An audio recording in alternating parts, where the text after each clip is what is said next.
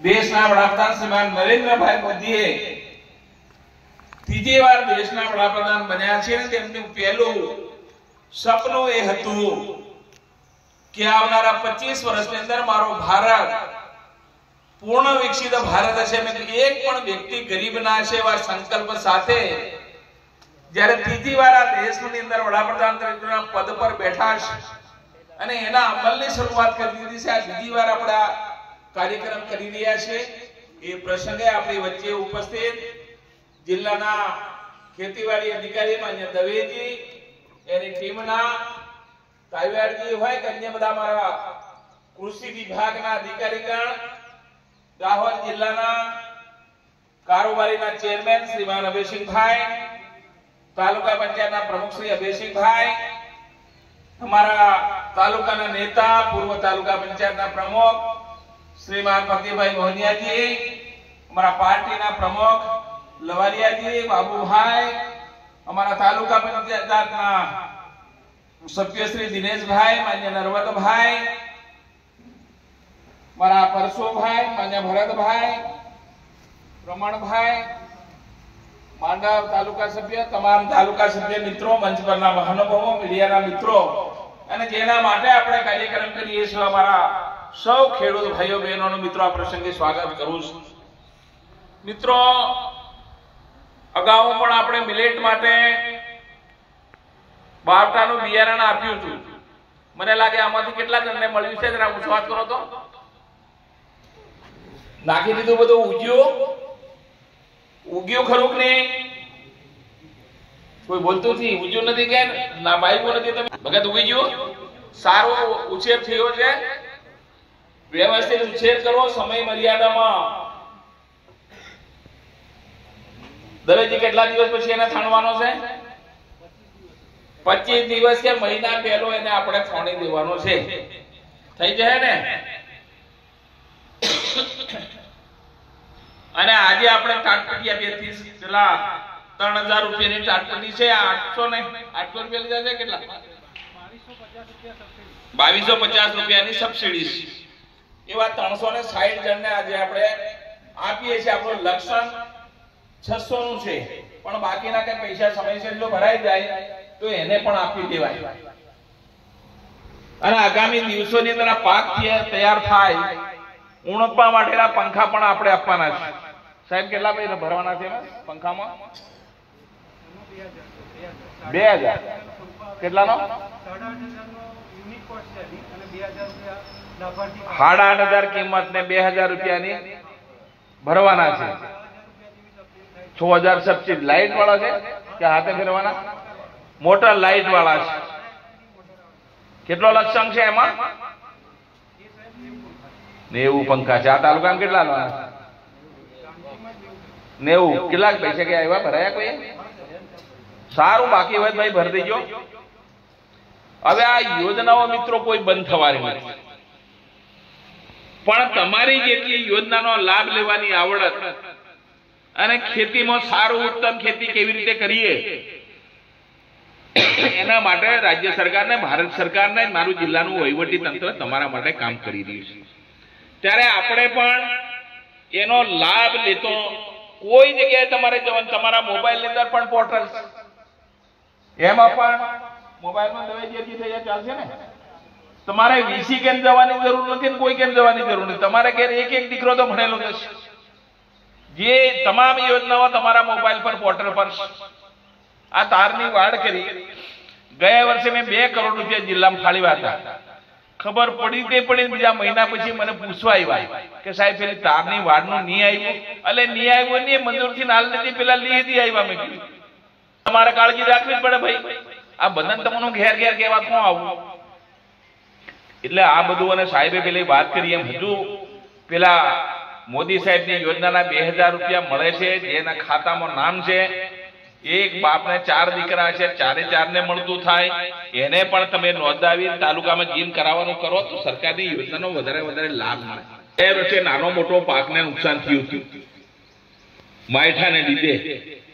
આ આઝાદીના 75 વર્ષ પછી ગયા વર્ષે આપણે 61 કરોડ રૂપિયા તમને લાડ્યા છે. હોળીના સમયમાં તમારા ખાતામાં બધાના પૈસા જમા થયા હતા. જે તાલુકામાં જે વિસ્તારમાં નુકસાન થયું એમને.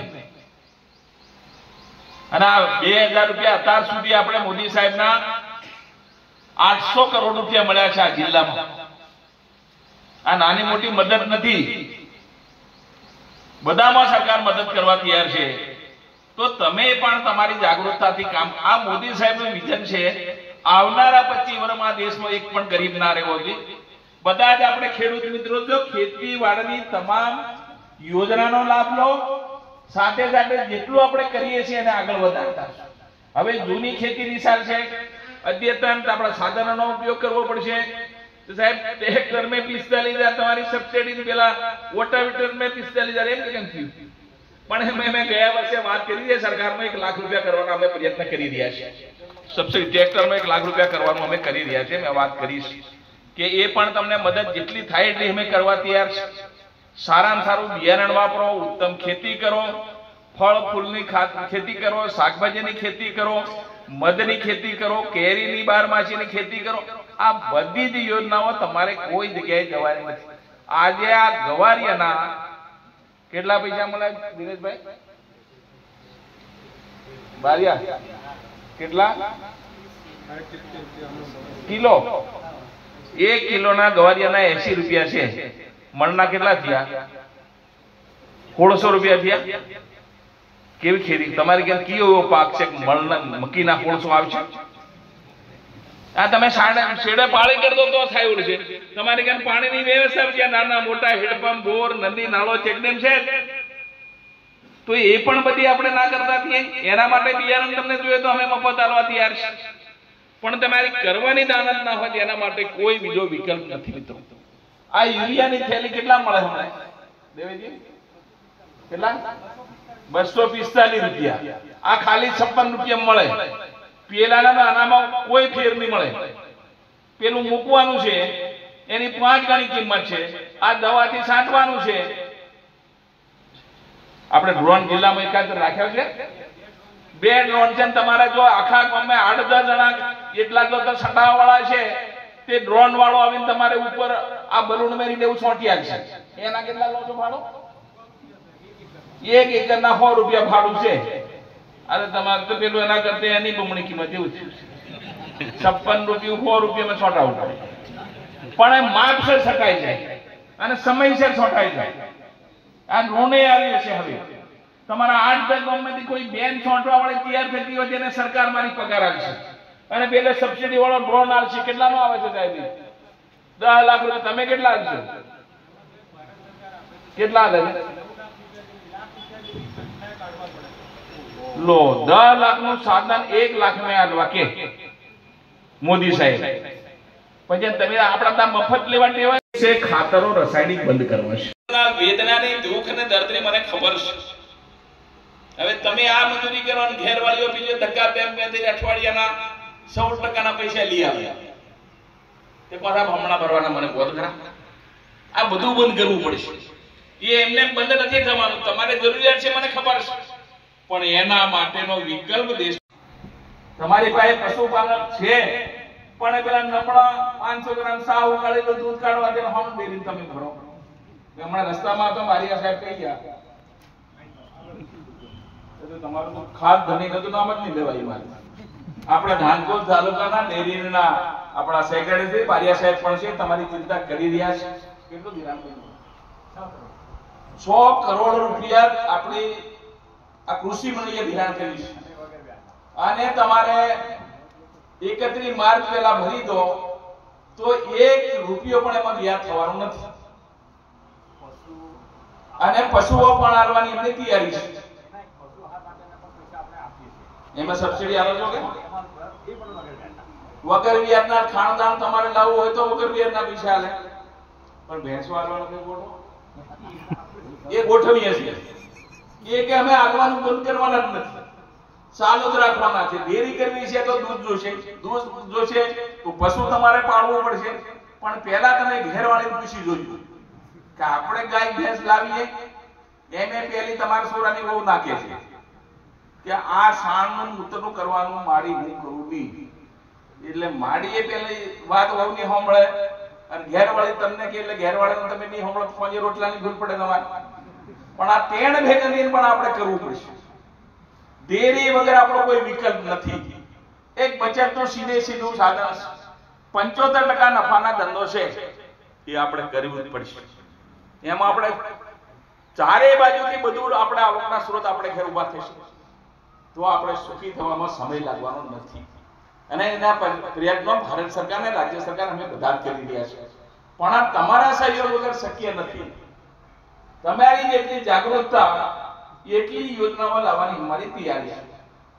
પાણીનો પણ આ વર્ષે અમે વિચાર કરીને જે આપણી કટાણા જળાશય યોજનાનો જે ગામોની અંદર નદી, નાળા, ચેકડેમ, તળાવો, અદલવાડા ડેમ, ઉમદિયા, વાકલેશ્વર એની પણ જે ખૂટતી કડીઓ છે આ વર્ષે અમે પૂરી કરવાના છે. કે કેવી રીતે ખેડૂતને એકવાર પાણી એના ખેતરમાં મળી જાય તો એને બીજી કઈ કરવાની જરૂર નથી. એ પણ આપણે કરી રહ્યા છીએ. નાના મોટા આવાસના પણ કેટલાક લોકોને હજે પ્રશ્ન છે અને મારો વિભાગ અત્યારે સર્વે કરાવી રહ્યો છે કે ગામમાં એકવાર એને આવાસ જોઈએ છે તેને આપી દો. એ ભારત સરકારને રાજ્યના મુખ્યમંત્રીએ નક્કી કર્યું છે. મારા વહીવટી તંત્રને કાલે હું સૂચના આપવાનો છું. બારિયાનું મારે સર્વે થઈ ગયું છે. એ રોજ ઝૂંપડા માટે કોથળી લઈને ધાકવાનું ફર્યા જાય કે બોનું કાઢીને આવે છે અને કોણ કોને પૈસા આલી આવે. એના કરતા આપણે સીધે સીધા મારો અધિકારી કામમાં નક્કી કરે કે આને મળી ગયેલું છે, જરૂર નથી તો બાકીના નાલીને પૂરા કરાવે. એવી જ રીતે શૌચાલયને પણ કરાવું છું. કોણ કરી ગયું, કોણ નહીં આવ્યું, કઈ નક્કી નથી, કેટલું બાકી છે, કોઈ બિલકુલ નથી આ, એને પણ આ વર્ષે આપણે પૂરું કરીએ છીએ. પીવાના પાણીના પ્રશ્નો માટે કોઈ જગ્યાએ પાઇપો લીકેજ થી, કોઈ જગ્યાએ સ્ટેન્ડ પોસ્ટ નથી. એ દિવાળી પછી હોળી સુધી આખા તાલુકામાં આપણે એક ઘર બાકી રાખવાના નથી. આ યોજના પણ તમારે સહયોગ આલવો પડે. પેલા પાઇપ ખોદતા હોય કેટલી ઊંડી કે ઊંચું નીચું નમળું કામ કરે, તમારા ફળિયામ થાય તમે નીચે ફાળો, તમે ઓપાટ પટા હોકો પટા પીઓ, બીડી પીઓ, તે તો જતે શું થાય. તમારા ગામની યોજના નથી, બધા જ તમે આગેવાનો છે, સરપંચો છે, બધા એ ક્વોલિટી વાળું તમે કામ કરાયું હોત તો આજે મારે આ પડસી ના કરવી પડતી હોય. સરકારની યોજના એટલે બધે બચુભાઈની, મોદી સાહેબની અને મુખ્યમંત્રીની કરે છે એવું નહીં માનવાનું. તમારા ગામમાં આવેલી સરકારની કોઈ પણ યોજના ચાલતી ક્વોલિટી વાળું કામ થાય એની આ દેશના નાગરિક રીતે તમારી બધાની જવાબદારી છે. અમે કઈ હો ગામની અંદર એનો કઈ સુપરવિઝન કરવા આવ્યા નથી. ચૂંટાયેલા બધા પણ લાગે, વહીવટી તંત્ર બધા આપણે કામે લાગીએ તો જ આપણે કરી દઈશું.